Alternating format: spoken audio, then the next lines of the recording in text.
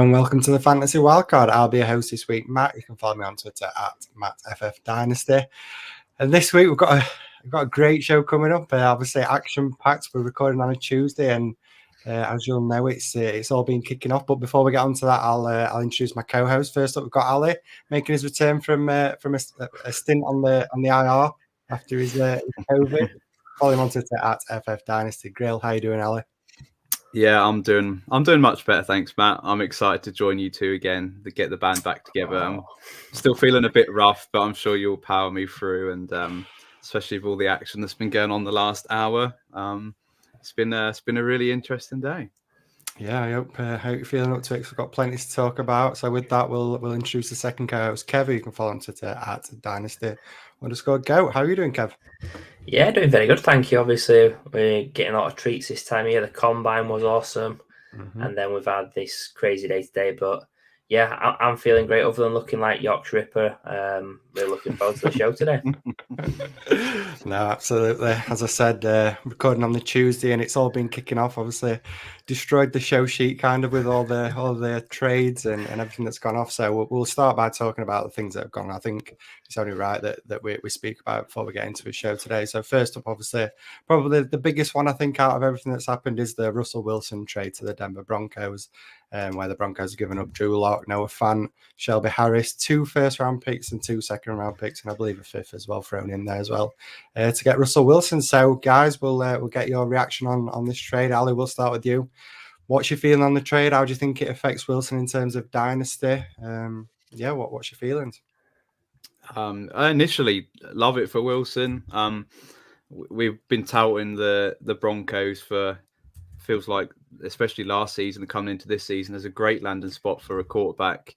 We thought maybe it'd be one of the rookies, but no, they've been aggressive and they've gone after Russell Wilson. And to be honest, I don't think I'm already quite high on Russell Wilson, so I don't think I'd move him up much. It just solidifies him really as that sort of tier 3 probably quarterback that I'm really happy to have. I just took him as quarterback 2 in a startup recently, so that feels really good right now.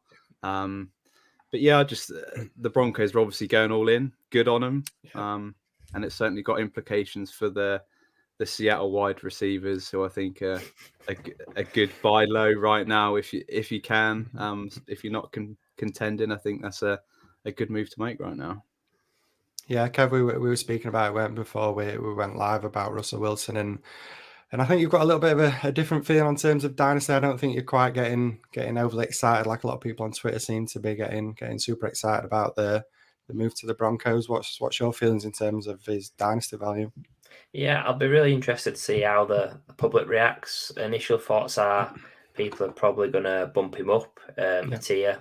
But then it got me thinking, like, how much better are the Broncos' weapons than the Seahawks? And when you're stacking them up, DK, Lockett, and we'll say Gerald Everett versus Sutton, Judy, and Albert O as it is now, it's a really interesting one. I don't think there's that much difference, to be honest. I think there's some concerns with the Broncos. Obviously, they've got an awesome defense. They've got 2 quality running backs. And when Hackett was with the Packers, they played at a really slow pace. Is that down to Aaron Rodgers? Probably, because it's all about him. But yeah, I think I'll be intrigued to see what the public does. I'm not going to move him just yet. I think he's solid. I think it's going to be great to get away from Pete Carroll and that system. But I think it's more of a neutral move in my eyes. I guess the people that have lost out is probably, well, definitely DK and Tyler Lockett. Hopefully, they've got a better plan than Drew Lock.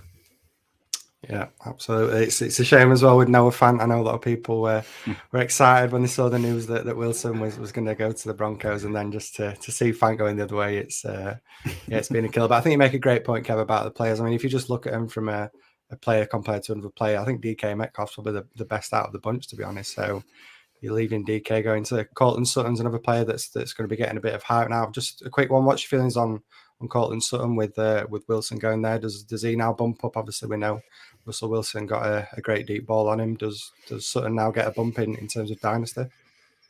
Go on, Grill. I'll let you take it. Well, again, I've been fairly high on Cortland Sutton regardless. I've always backed his talent.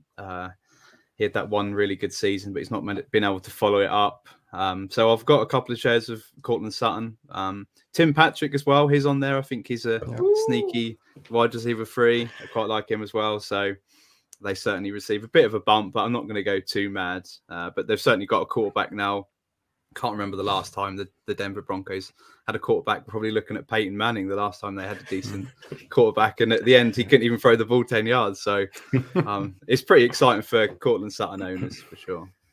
Yeah, I'd have to agree with that. The fact that when they had Steady Teddy, as we call him, it wasn't really targeting Sutton. He's more of a sort of short and middle guy rather than a deep and outside guy. So I think it's great for Sutton to show us what he's got, see if he's over that injury, see if he can have that late career breakout, see if he can bounce back and have a Allen Robinson type couple of years.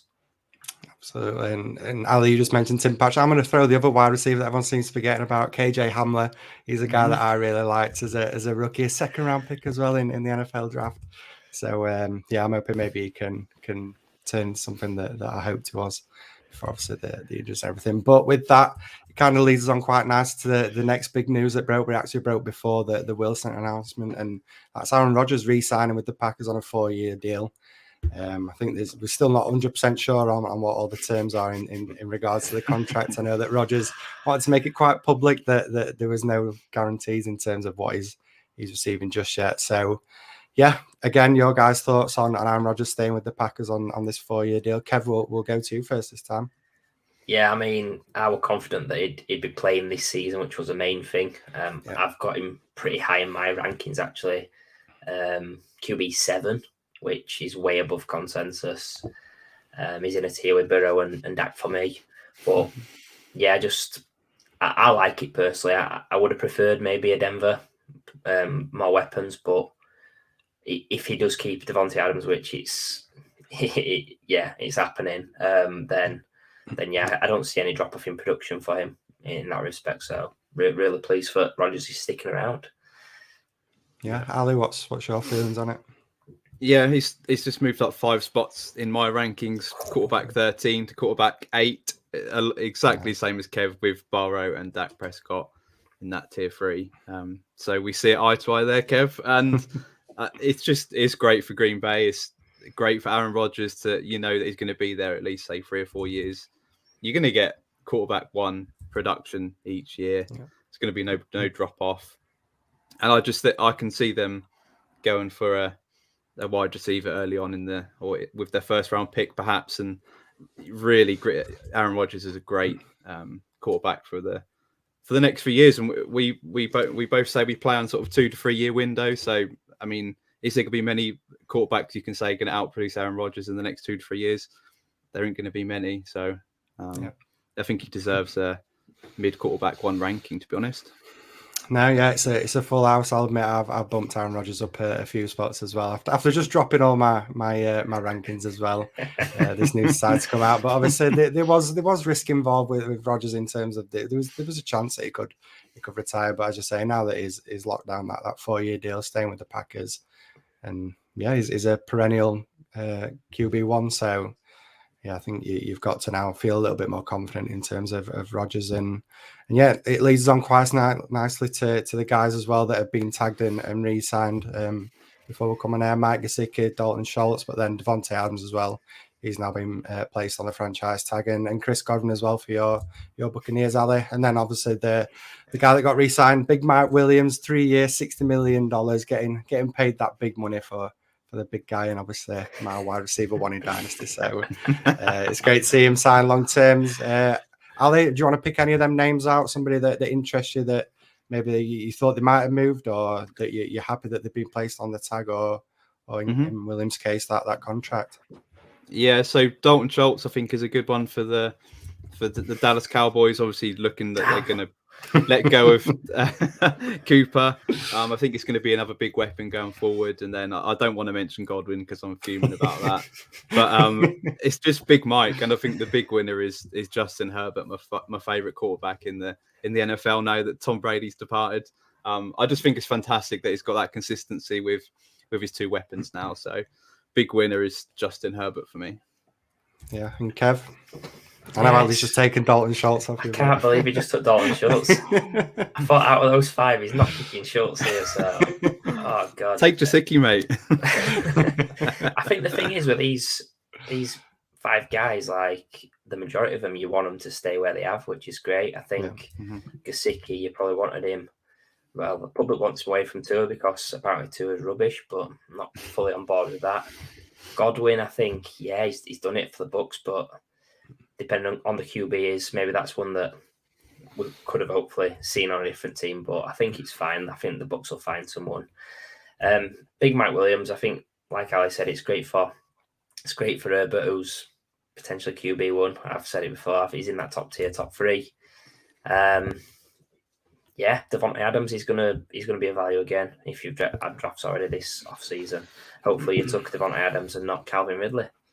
I know, yeah. Another piece of news that came out, obviously, with Calvin Ridley getting that 1-year suspension for gambling. So yeah, it's all been happening, hasn't it, boys, since we were last on last week, and trust it to be right before we start recording today. But we obviously we're professionals now. We can deal with these unsuspected things to crop up. So yeah, I think we've covered everything, and we might as well move on to the show today. And what we're going to be talking about is obviously the upcoming free agents and wide receivers and tight ends that haven't been tagged or signed new contracts, and then analysing them from a dynasty perspective.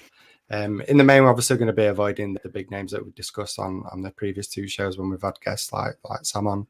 So we've tried to avoid those big names and gone for some guys that maybe aren't being spoke about as much in terms of dynasty. So we'll kick things off with Ali. We'll go to you, and who's the first player you want to talk about? Yeah, I want to talk about Michael Gallup, and I'll start with America's team and a team close to your 2 hearts in the Cowboys. Awful. For a Gallup fan like me, I think it could be a perfect off-season with the recent rumours that the team appears to be cutting or less likely possibly trading away Amari Cooper. 100% that's what I wanted to happen, although there's been a bit of outrage in the community, especially from the Cowboys fans. Personally, always been really quite high on Gallup, more than consensus. So I think he can be their wide receiver 2 comfortably. He's obviously currently rehabbing a torn ACL suffered late in the season, and the Cowboys, they must be comfortable with that timetable to return if they're close to a deal with him, and then comfortable with him fulfilling that wide receiver 2 spot, which he did do admirably in the first 2 seasons with the Cowboys, especially in year 2. Gallup recorded over 1,100 yards, 1,100 yards in just 14 games, averaging 15.2 fantasy points per game along the way, which he finished as wide receiver 22. Fortunately, didn't kick on there, and then they obviously drafted CD Lamb. So that's where I see an ideal world with Gallup. I love his talent. I think he's been underrated and unfortunately stuck as that wide receiver 3 on the roster. But now likely back on a cheaper deal than obviously what Cooper would have cost. I do think personally Michael Gallup can challenge a top 24 wide receivers if he's healthy. And just looking at his ADP, his February ADP of wide receiver 50, I think that can become a real good value. Although I think obviously with the news that I think that's likely to drop maybe 5 to 10 spots once all these transactions go through and Cooper's released or whatever, and Gallup re-signs. So my question to you boys is, what is Michael Gallup's ceiling for you if he does re-sign in Dallas as that wide receiver 2 on the team? Yeah, I think it's difficult to say with any conviction just due to all the moving parts for the Cowboys. Obviously, there's Cooper. But even if Cooper is gone, I still think there's interesting guys that will command volume, fancy points. You got obviously CD Lamb, everybody loves him. Not Dalton Schultz, he's way better than like Jowen ever was, and also another guy that could stick around is Cedric Wilson. For Gallup, I see top 30 wide receiver in any given year, sort of a back end wide receiver 3 for dynasty. So wide receiver 50 seems a great value at this spot, but I do think he will rise when Cooper does go. I do think there's quite a bit of risk attached though to Gallup, just because I'm a huge Dalton Schultz fan. I think he'll be tight end 2 in my rankings, just behind Albert O now. That's a joke, by the way. But yeah, I think there is some risk with Gallup. I think he's a value at wide receiver 50, but I don't expect him to stay there. Yeah, a bit like you said, Ali, we've seen him be a low-end wide receiver 2 with that wide receiver 22 finish in 2019 when he was Dallas's wide receiver 2 behind Amari Cooper. So I'd probably say, yeah, that's maybe around his ceiling again. Maybe he can push into that low end wide receiver 2 value. And I agree that his ADP of wide receiver 50, that does feel like a really good value at the moment. I think there's definitely room for him to improve on that, like Kev said.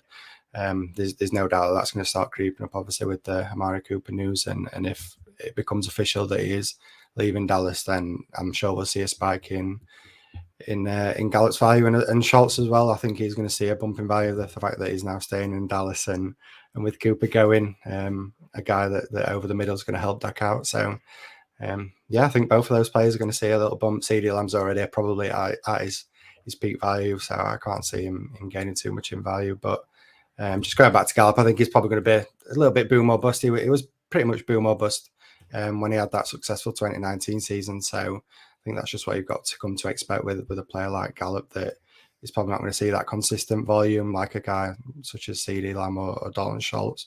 But yeah, he's definitely got that boom week in him. Ali, what do you think in terms of Gallup? Do you think he can get higher than? I know you've said that you think he's probably a wide receiver 2. Do you think that if he is used outside and obviously we're going to expect CeeDee Lamb moving to the outside as well, do you think he can improve having CeeDee Lamb rather than Amari Cooper on the outside with him?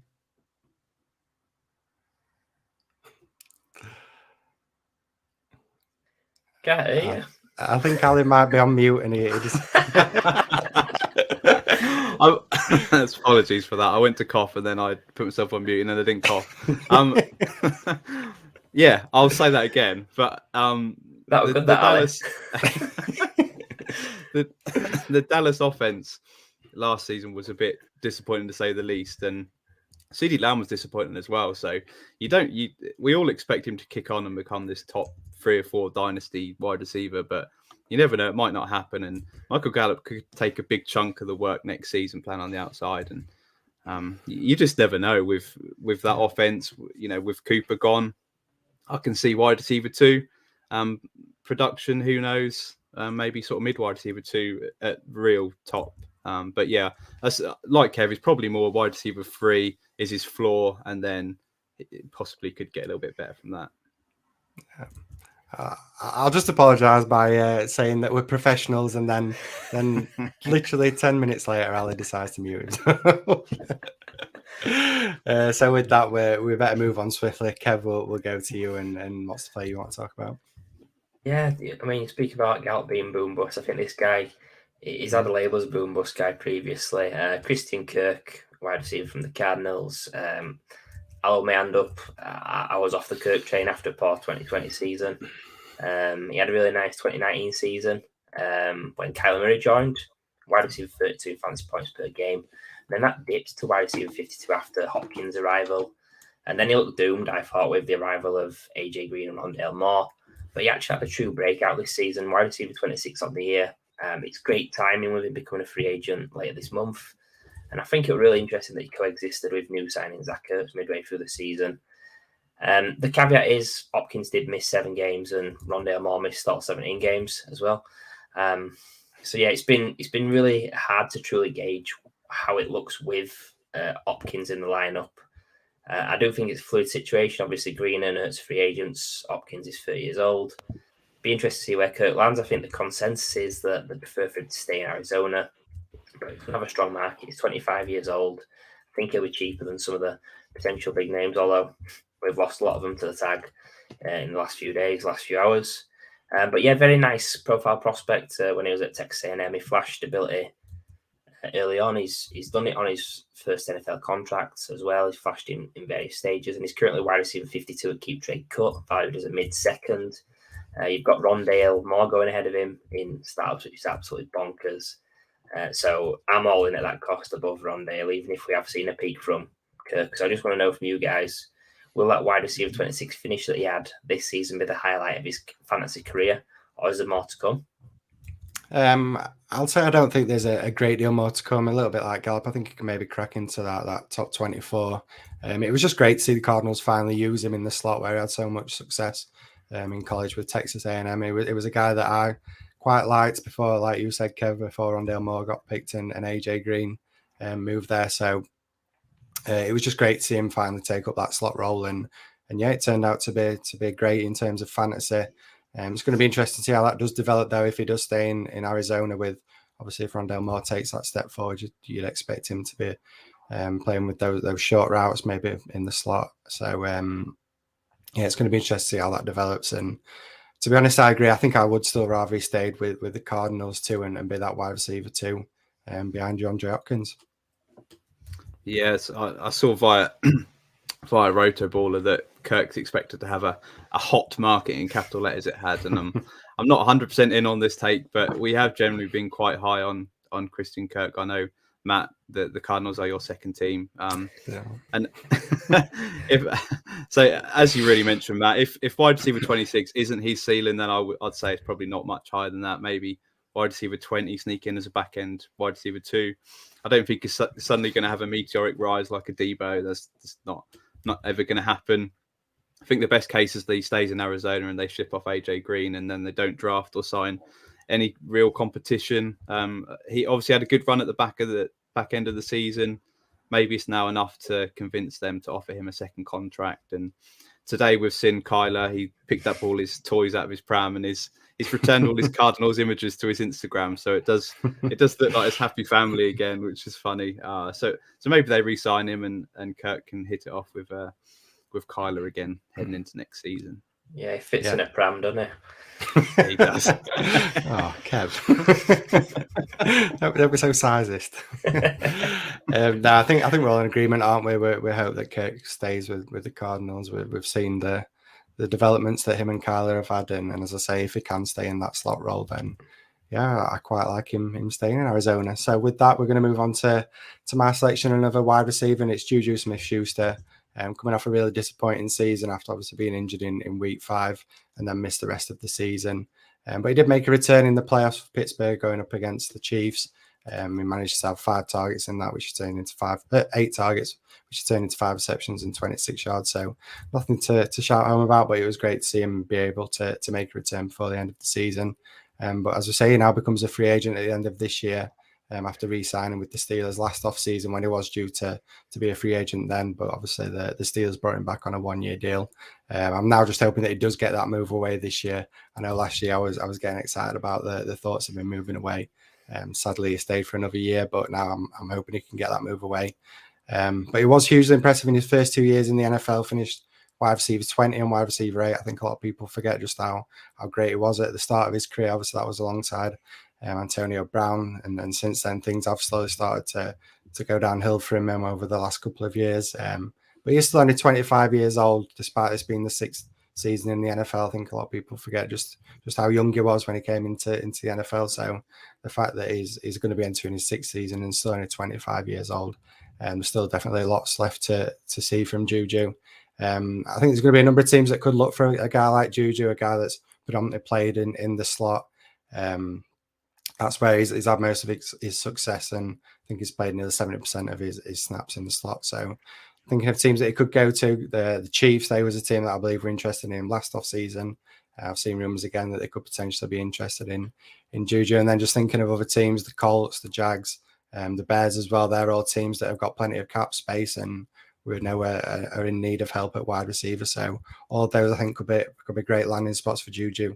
And to be honest, I think he's probably going to be one of the most sought after wide receivers left in all of this free agency group. So yeah, it's going to be really interesting to see what happens with Juju. And as I say, I'm just hoping that he gets that move away from the Steelers. So my question to you guys is, Juju is currently ranked just above an early 2023 and early 2022 second round pick on Keep Trade Cut. Would you guys be willing to pay a little bit more than that to get him right now, or do you think that's about right in terms of value? I think, to be honest, I think that's fair value for him. I'd probably pay that, but I probably wouldn't pay any more. I would pay a late first if he does get a move away to one of them name teams that you mentioned. But I think at that point, his value is going to be, people are going to be asking for more than a first. If he does get moved to, say, the Chiefs, his value is going to be silly. But your question is right now, and I wouldn't pay any more than that just for that risk that he re-signs with the Steelers. And then he finds himself in a battle with Claypool and Johnson. I don't like that. I didn't like that last year. And likely going to be a rookie quarterback or a bridge quarterback at best. I'll just pass if he signs on another cheap deal in Pittsburgh. I think he needs to be that wide receiver 2 opposite and established alpha to thrive. He's just in the minute he's caught up in a freeway committee, and it's just not where I like him to be. Yeah, I spoke about Juju being undervalued on last week's appearance on 5 Yard Dynasty. Please do check it out. I was awesome. But yeah, I think it's dangerous to be doing anything just this week. But as soon as he signs somewhere else, he's definitely worth a late first. He's been a wide receiver 1 before. I think his Dynasty ceiling is a high wide receiver 2 again in time. So yeah, he's definitely a guy I'm targeting on all teams. He's only 25. He's going to be great for rebuilders and contenders. But yeah, just hold off a week before you start firing out those offers. Yeah, there's definitely going to be a lot of risk involved. But with all of these players that we mentioned, obviously we don't know what the future is going to be for these guys. So it is a risk. Potentially it can pay off if you do get them cheap and end up going to a good spot. But there's obviously also that chance that they could go to one of these spots that we're not too excited about. But yeah, I think you made some great points there, Kev. Definitely a guy that you could target no matter what your situation is in Dynasty, whether you are contending or rebuilding, is going to be one of those players that you can target in either situation. So with that, we're going to move on to your next pick, Ali. Who's the guy that you like? I've just seen the show sheet, so this is going to be a fun one. But who's the next guy you want to talk about, Ali? When we were picking up our players for tonight, I had to jump in there quickly, and I stole this pick from under Kev's nose. It's DJ Chark, and it's been a tale of what if with DJ Chark with his time in Jacksonville. He done absolutely nothing in year 1, and then exploded in year 2 with a 1,000-yard season. Wide receiver 17 and 15 points per game led to an ADP, a shocking one, of wide receiver 18 in 2020. He followed it up with a horrible 2020 season and then an injury wreck 2021. He played just 3 games. Is now seen his stock fall to wide receiver 51 and finally now below Jalen Waddle in Kev's ranks. But Just. I'm still intrigued by DJ Chark, though. I think a move away is definitely the best thing for him. When he had his Pro Bowl season in 2019, it was built off just how people forget how explosive he was. And the talk of the community this week has been the 40-yard dash times. And he ran a 4.34, so he was rapid. And I still think he's got plenty to give. So a couple of landing spots for Chark I'd like to see would be the Raiders. They're in serious need of wide receiver help. And Carr has got that big arm, so I think he can utilize his skill set. And then the other one would be Miami. Obviously, they had Will Fuller last year as their deep threat, but obviously never worked out. And I think that'd be a nice landing spot for him.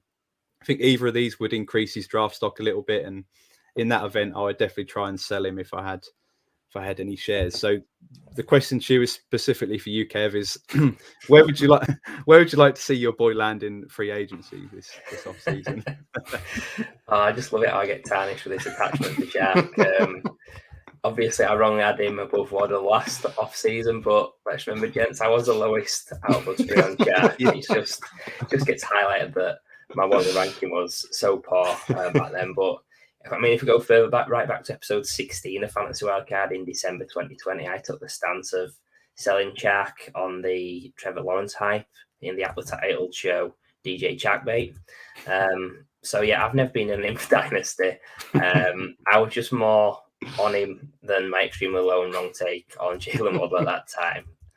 But in terms of his landing spot, I'd actually quite like to see him land in Philly, basically because I've got 0 shares, I've got 0 cares.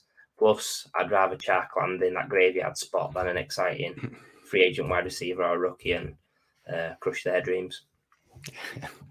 I love this, Kev, that we finally got you. All this time you've hammered me for Sony Michel and Mike Williams. We've finally got a player, Ali, that we can smash Kev with. So yeah, Our lowest. It doesn't matter, Kev. It doesn't matter. We all, everybody knows. We know, the listeners know that you were super high on DJ Chark. That's all that matters. No, but just going back to Ali's question, I'm going to throw the Patriots as quite an interesting potential landing spot for him.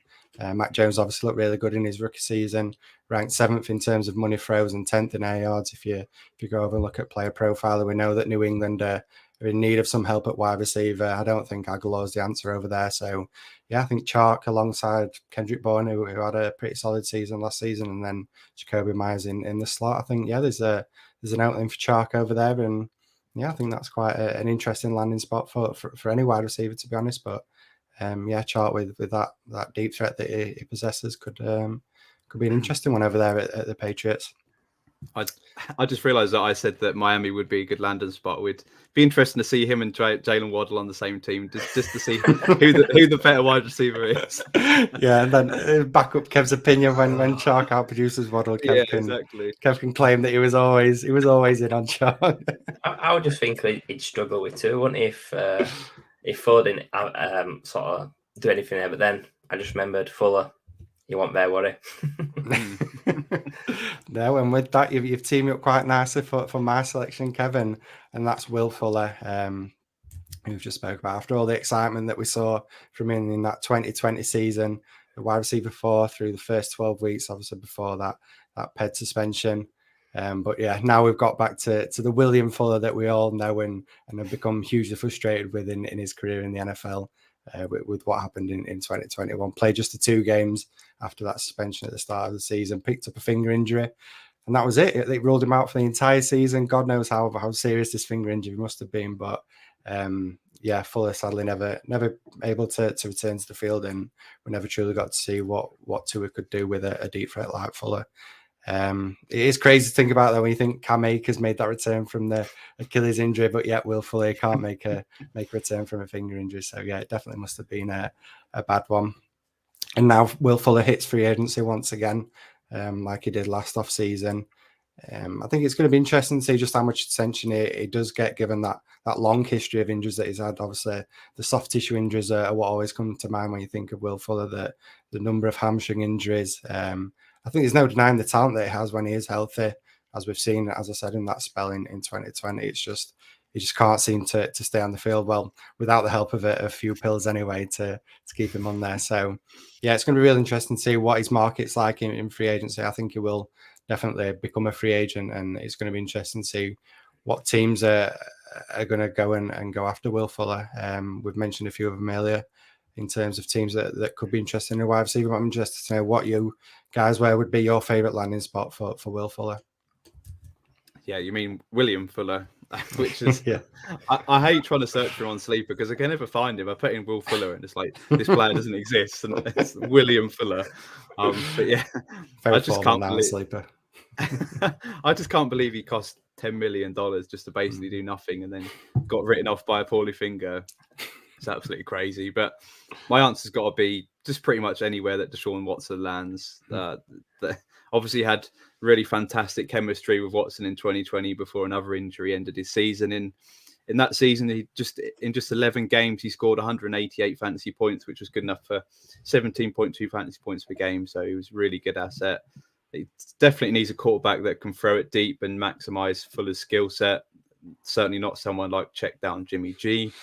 One spot I do like is Arizona, back with DeAndre Hopkins on the opposite side, and maybe Atlanta. Now they have Russell Gage as their wide receiver 1. Perhaps as an opening where they need a wide receiver for this season, possibly there. Yeah, I mean, what actually happened to Will Fuller's finger? Did it get blasted off or something? Really strange. Maybe he was under the impression that he was going to play with his mate Deshaun and didn't actually fancy it with Tua. Silly boy. But yeah, I'd actually quite like him to land with the Saints. I know they've got less money than Calvin Ridley, but yeah, I think seeing Fuller the gunslinger like Winston would be awesome.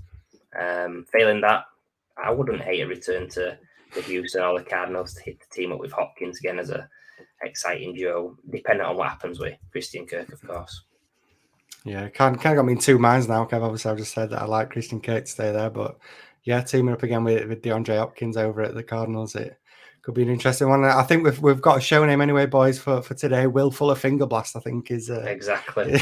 Yes, is a perfectly named one by Kev. Obviously, throwing in the great puns as always there, Kev. Just as well, you mentioned him being tied to Deshaun Watson. Is he going to be starring at Longest Yard of him or something? He's going to be wide receiver on jail team. Yeah, it's going to be interesting to see what happens with Deshaun Watson. I think in terms of fantasy, we're all hoping he makes a comeback, but yeah, still yet to see with Watson.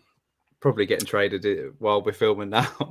Probably, yeah. I think we'll have to have a quick look on Twitter before we wrap the show up and see if there's any big trades or any big moves that we've missed. But now we'll move on to some tight ends. We spoke about a few wide receivers. We'll go on to the tight end position. Then Ali, we'll go to you first. What's the tight end you want to talk about? Yeah, I'm going to talk about an Eagles legend, Zachary Ertz. Really impressive after his move to Arizona. It was fast becoming a disaster in Philly for Ertz, registering just 188 receiving yards from his first 6 starts of the year. Then got his move to a contender in Arizona and immediately had good chemistry with the guy that wants to obviously get paid this offseason in Kyler Murray. It definitely helped Ertz's fantasy stock and Dallas Goedert with that as well. DeAndre Hopkins obviously got injured, missed 7 of the final 9 games. That definitely helped Ertz. And hilariously, despite only playing 11 games for the Cardinals, Ertz matched a franchise record for catches in a single season by a Cardinals tight end. And he certainly looked somewhat back to his old self, the one that we saw consistently be a top 5 tight end for several years on the Eagles. And the fact he's still only 31 years old, which is he's not too old for a tight end, is still younger than Travis Kelce, who is still tight end 1 for a lot of people. And I think there is mutual interest to bring him back to Arizona, which I definitely think is the best spot for Ertz.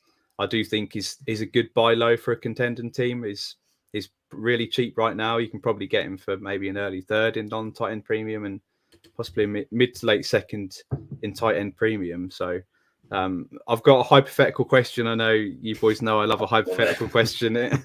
If Zach Ertz did re-sign in Arizona, is he a tight end 1 for 2022? And is there any interest from you boys in acquiring him cheap this offseason?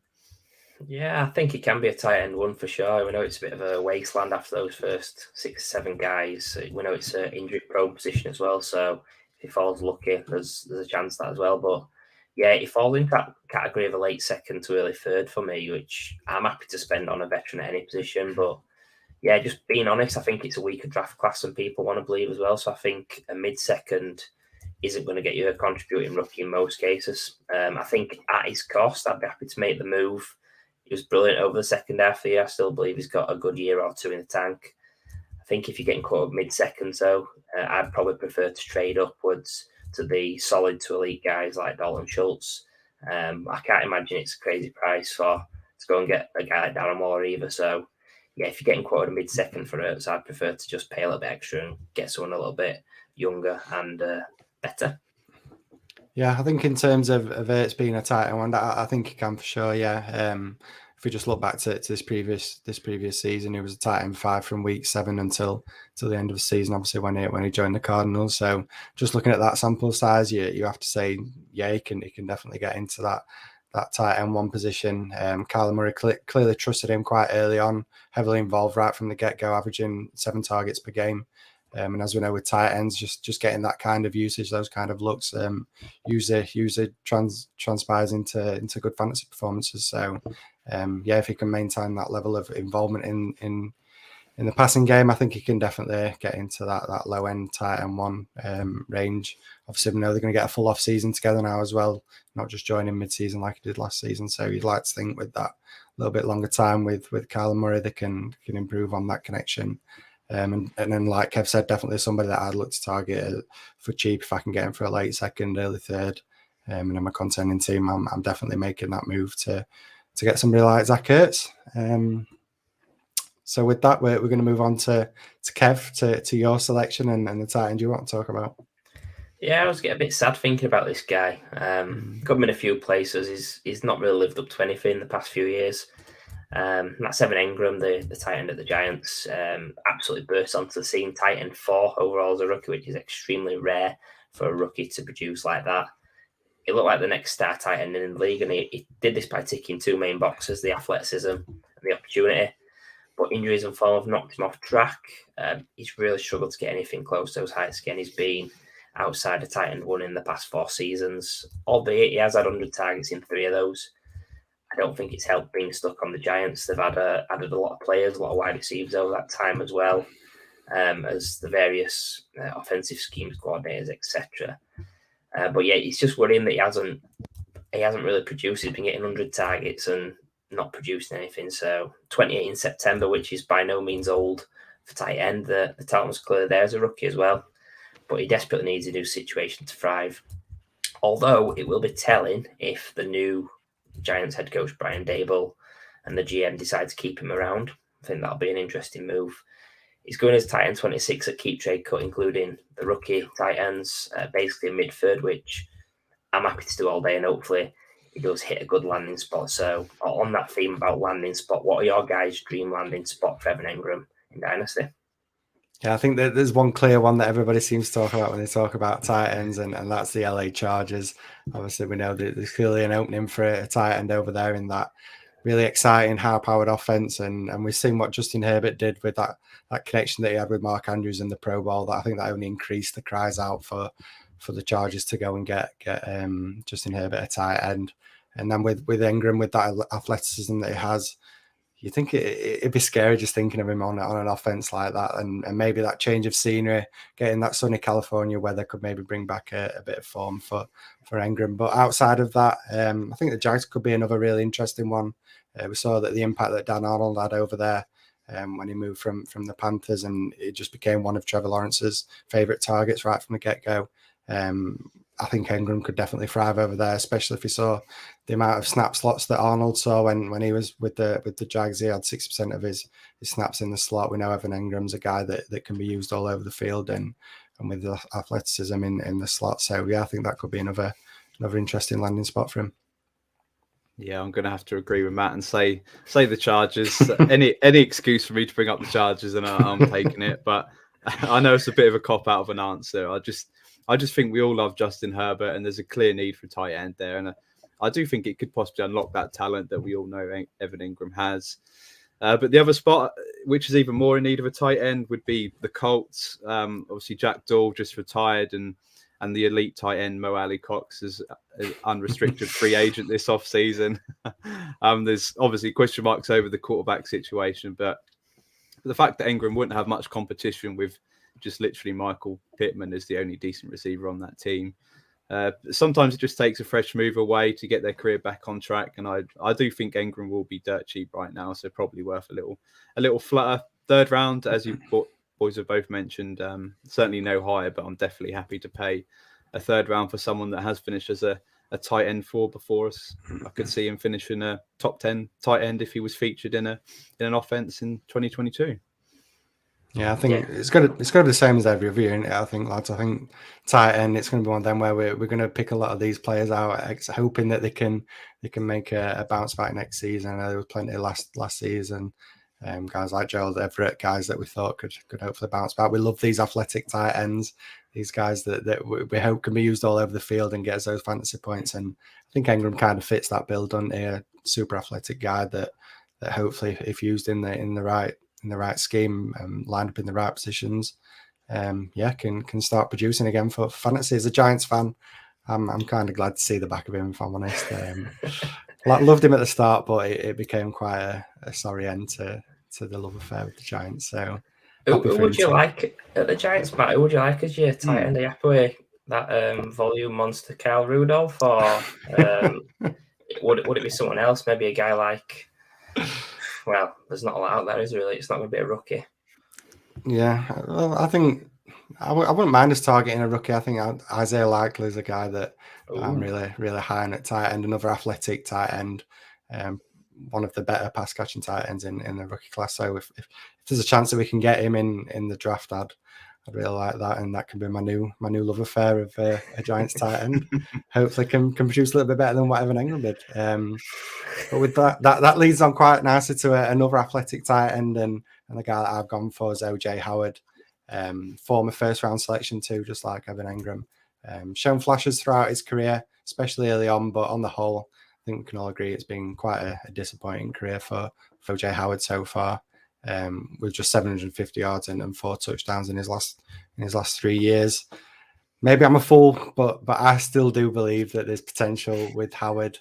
Again, just touching on that athleticism, and we know that offers some potential upside in terms of fantasy. You just have to look at his workout metrics on Player Profile. He's 6'6", 250 pounds, but then he run a 4.5 140 yard dash, which is 96th percentile. His speed scores 123.9, which is 99th percentile. Agility score 11.01, 96th percentile. And then the spark score 123.1, 90th percentile. So a little bit like Kev usually likes to say, when you see that on player profile, all those skyscrapers, it's hard not to get excited about a tight end with those kind of athletic metrics. And yeah, you could say I'm still hopeful there's some juice left in OJ. I had to wait a little bit for the laugh there. It didn't feel right. That's it. That's a Kev joke if I ever heard one. But just then looking towards the potential landing spots. There's one that really actually interests me. It might be one that nobody really thinks of.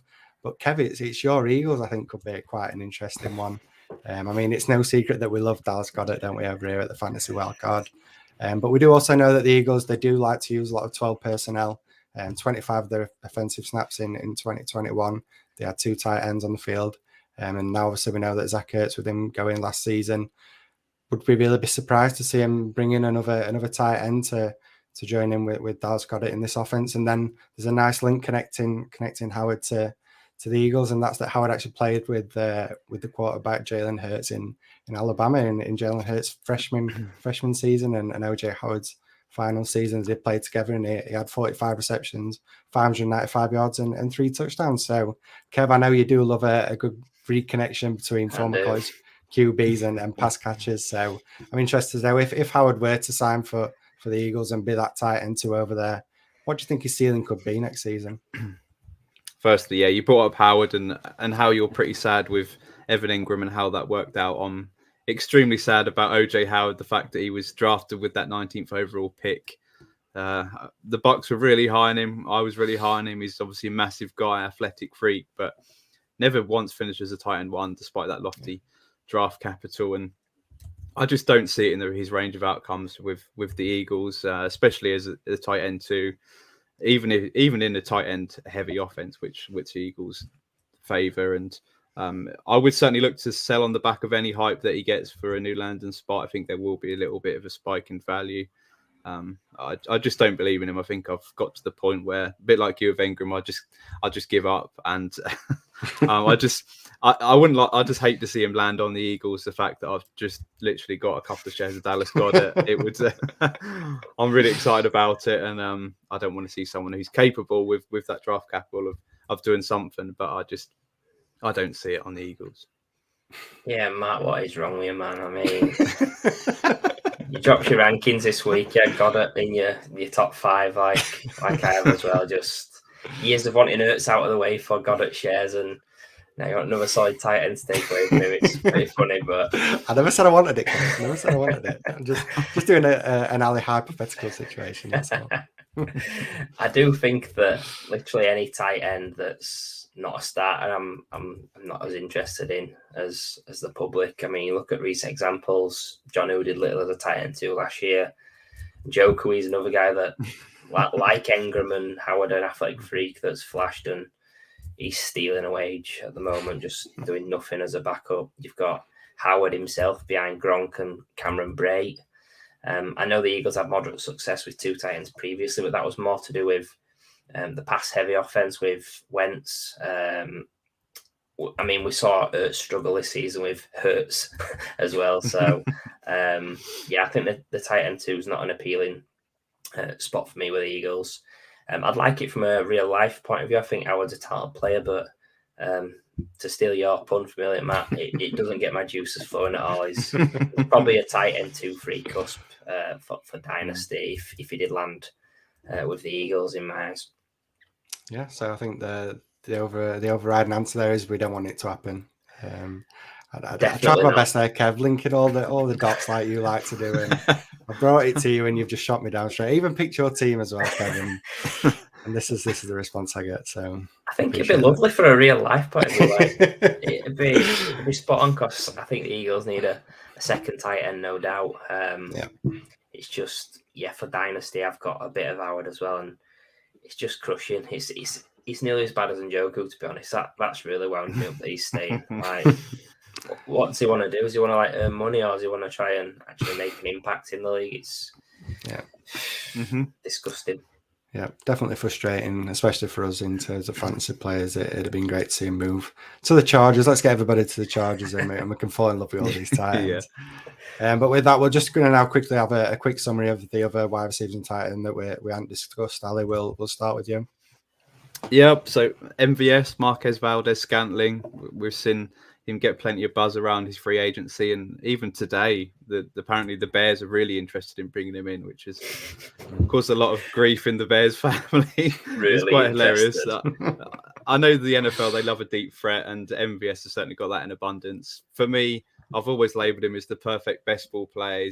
There's always one where I find him so hard to start on a regular basis, but if you can just have him in best ball, he always has 2 or 3 games a year where he pops off for 20-odd points, and you don't have to worry about him being in your lineup. But he's apparently likely too expensive for the Packers, and especially now that they've done their transactions today, I do see him landing on somewhere like possibly the Raiders, replacing Henry Ruggs as their speed guy. And but he's never finished inside the top 50, so personally, I've no interest outside of best ball formats for MVS.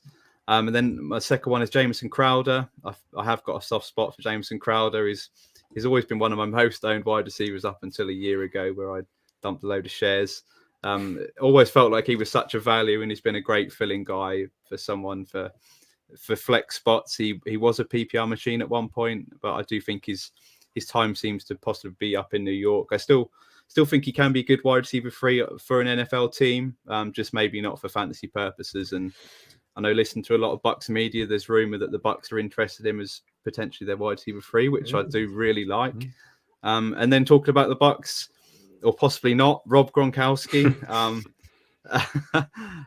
an almost seamless return from a year away to finish as tight end 10 and then tight end 7 next season, and last season. Sorry, and that tight end 7 finish was despite only playing 12 games, so he missed 5 games and still finishes the tight end 7 was crazy. And I still think he has a lot to offer. I think he definitely has plenty of suitors who will want him to continue playing. The Bills reportedly have interest. I think that would be hilarious for Dawson Knox owners. This year's Robert Tonyan, isn't it? Yeah. And then he's also said he wants to play with Joe Burrow too, which I think would be a rather sexy landing spot. But the thing is, Rob Gronkowski, he could retire at any minute again. So if I own him, I think I'm just going to ride him until he does finally retire.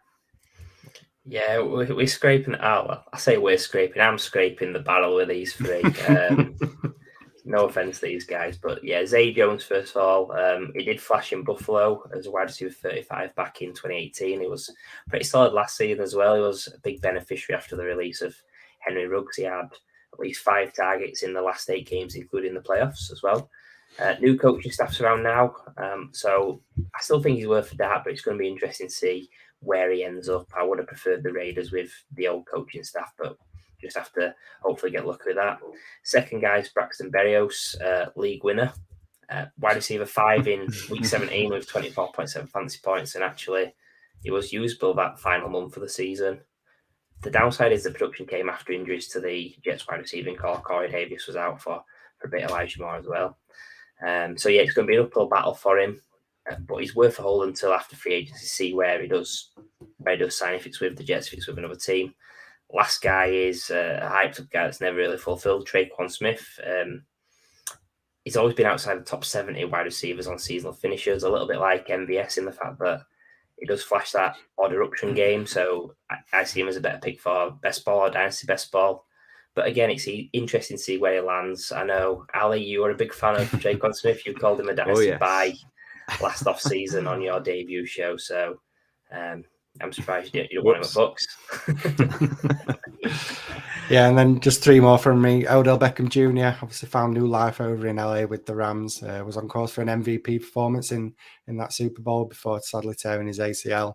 With that injury, maybe there's less of a market for him now, and maybe he does stay with the Rams on a cheaper deal.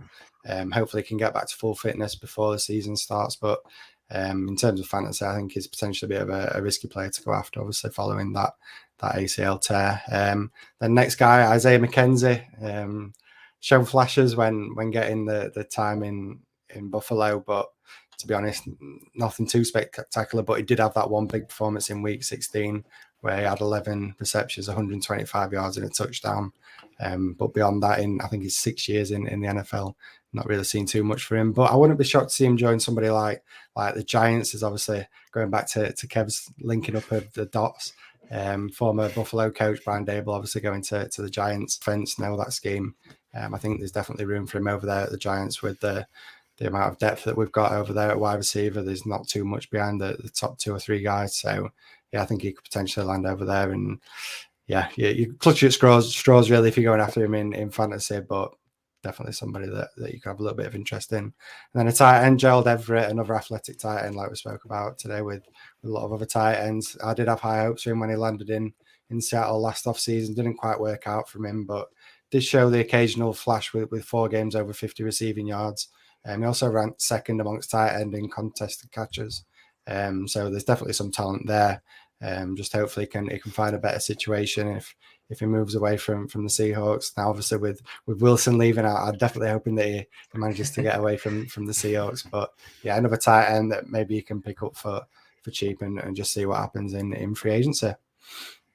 So with that brings us to the end of the show where we previewed the upcoming free agents at the wide receiver and tight end position and from a dynasty perspective. So have we got any final thoughts on tonight's shows, boys? We'll start with you, Ali. Yeah, I think it's potentially an intriguing free agent class, and we deliberately didn't mention the bigger names because you boys have already covered them the last couple of weeks, and now they're actually all re-signing with their own teams. It's certainly worth pointing out also that free agency for wide receivers quite rarely ends up in massive success. Just look at the bigger ones from last season: superstar Kenny Golladay, Curtis Samuel, and Will Fuller. It just tells you all you need to know, to be honest. But it is a risk-taker's dream scenario right now with going after these guys before their landing spots and the value of rookie picks also close to their ceiling. Although I would act with caution unless you really love one of these guys and he's just too cheap to pass up right now. Yeah, just echoing what you say, I think wide receivers moving in free agency is usually a bad sign, especially on these mega deals.